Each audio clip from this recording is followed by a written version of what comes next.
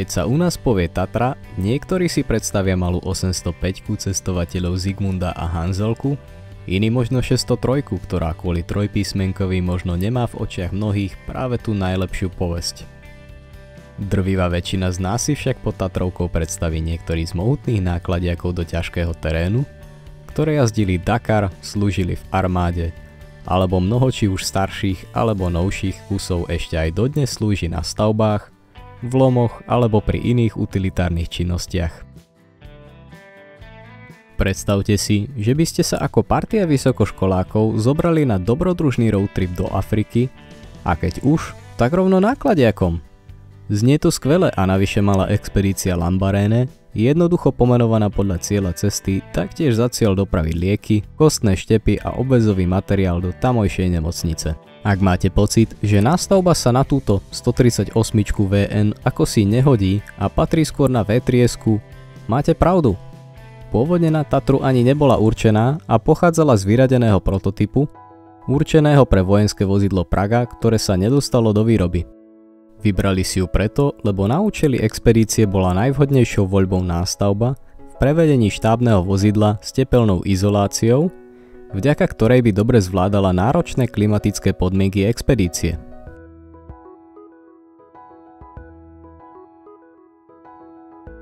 O 20 ročia neskôr sa ďalšia Tatra, tentokrát 815, vydala na expedíciu nie do Afriky, ani do Ázie, ale rovno okolo celého sveta a expedícia už bola naplno podporovaná automobilkou.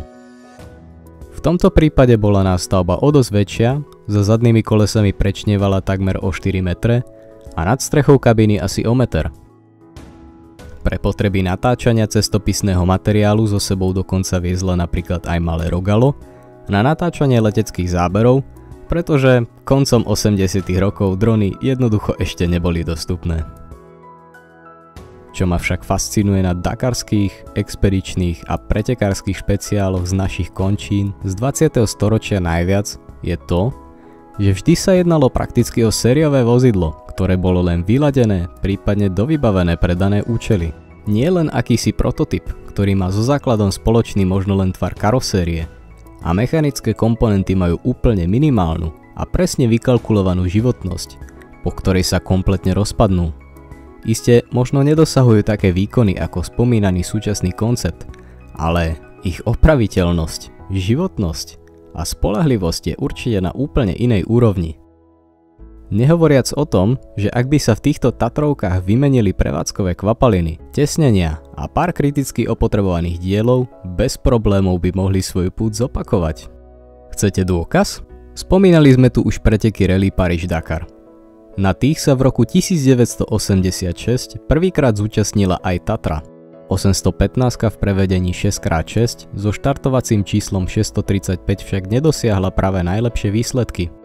V priebehu záverečnej etapy sa síce jej posádke podarilo dostať na približne 3. až 5. miesto, no doplatili na to, že svojou Tatrovkou pomáhali vyťahovať ostatné súťažné vozy z rozvodnenej rieky, za čo síce dostali cenu fair play, no skončili diskvalifikovaní, pretože štart etapy už nestihli.